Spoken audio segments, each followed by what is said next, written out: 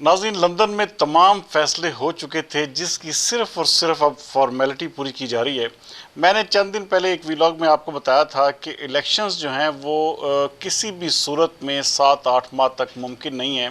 इस हवाले से तमाम जो हुकूमत की जो इस वक्त इत्तेहादी जमातें हैं वो और इलेक्शन कमीशन जो है इस बात पर मुत्फिक है कि अगले 6 से 7 महीने तक हम इलेक्शन नहीं करवा सकते। तो इलेक्शन जो है वो किसी भी सूरत में अब इस साल 2022 में तो होना मुमकिन नहीं है, इसको जो है अगले साल तक ही ले जाया जाएगा। अच्छा, यहाँ पर बहुत ज़्यादा पैनिक सिचुएशन क्रिएट की जा रही है और बहुत ज़्यादा जो सोशल मीडिया है उसमें, ट्विटर पर और बहुत सारे और फोरम्स पर इस हवाले से एक ऐसी सूरत हाल को क्रिएट किया जा रहा है, ऐसे लग रहा है जैसे इस मुल्क में सिर्फ और सिर्फ ये हुकूमत जो है अगर सिर्फ इलेक्शन का ऐलान करेगी तो तब ही बच पाएगी। ऐसा बिल्कुल भी नहीं है, क्योंकि अगर ये हुकूमत नाज़रीन चली भी जाती है तो डॉलर कौन सा बढ़ने से नहीं रुकेगा या पेट्रोल की जो प्राइसेस हैं वो कौन सा रुक जाएंगी। अच्छा, ये सारी चीज़ें जो है लंदन में मैं आपको बताऊं कि फाइनल हो चुकी हैं कि इलेक्शंस जो हैं वो अगले साल ही होंगे। इस साल उसकी जो है ना किसी भी सूरत में उसका इनेकाद मुमकिन नहीं है। अच्छा, मैंने आपको नाज़रीन ये भी बताया था कि मियाँ नवाज शरीफ जो है इस वक्त मुकम्मल तौर पर यह भी प्लान कर चुके हैं, वो और इसहाक डार, कि वो वतन वापस आ रहे हैं।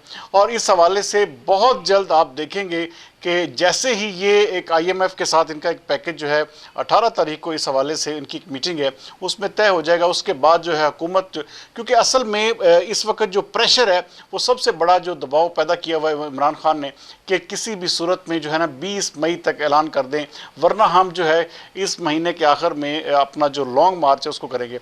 अच्छा, सिर्फ और सिर्फ पाकिस्तान मुस्लिम लीग नून इस वक्त लॉन्ग मार्च की जो तारीखें हैं उसको देख रही है कि आया इमरान खान उसमें क्या करते हैं। अदरवाइज़ मियाँ नवाज शरीफ का जो प्लान है वापसी का वो मुकम्मल तौर पर बन चुका है। और जो इलेक्शन है नाजरीन, ये बिल्कुल इस वक्त तमाम जो इदारे हैं, इस्टेब्लिशमेंट ले लें आप, पाकिस्तान मुस्लिम लीग नून की तमाम इत्तेहादी जमातें बशमूल पीपल्स पार्टी, JUI, MQM, आज उनकी आप देखें कि उनकी एक मुलाकातें इसी हवाले से 1 to 1 अलहदा मुलाकातें हुई हैं। अच्छा, उन मुलाकातों में भी सिर्फ यही चीज़ डिस्कस हुई है कि इलेक्शन जो है उसको कब किया जाए। अगर इस वक्त ये नाज़रीन हुकूमत को इस वक्त अगर अनाउंस करती है इलेक्शन तो ये भी इमरान खान की जीत है। अगर ये इसको फौरी तौर पर ख़त्म कर दिया जाता है सेटअप को तो ये भी इमरान खान की जीत है, जो कि किसी भी सूरत में अपोजिशन की पार्टियां नहीं चाहेंगी कि दोबारा बरसर इक़्तिदार इमरान खान का कोई चांस भी हो। इमरान खान साहब ने अपने जो बयानिया नित नया जो उसका बयानिया है जो उनका तब्दील हो रहा है, उस वजह से इदारों में और मुख्तलिफ जो इस्टेब्लिशमेंट के हल्के हैं उनमें अपनी जो अफादियत और अपनी जो अहमियत है उसको ना सिर्फ ख़त्म कर दिया है बल्कि अगली हुकूमत में अपना चांस जो है वो भी बिल्कुल ज़ीरो कर लिया है।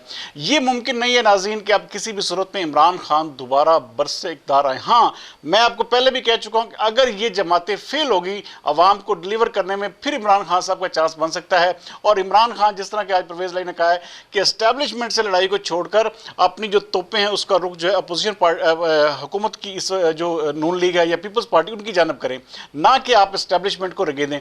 बहरहाल इमरान खान साहब एक इंतहाई खतरनाक रास्ते पर चल रहे हैं जिसका सिर्फ और सिर्फ नाज़रीन एक सूरत में इमरान खान को इक़्तिदार मिल सकता है। इस मुल्क में नारकी फैले, खूनी किस्म का जिसे कहते हैं इनकलाब आए, तब जाकर इमरान खान जो हैं वो बरसते इक़्तिदार आ सकते हैं।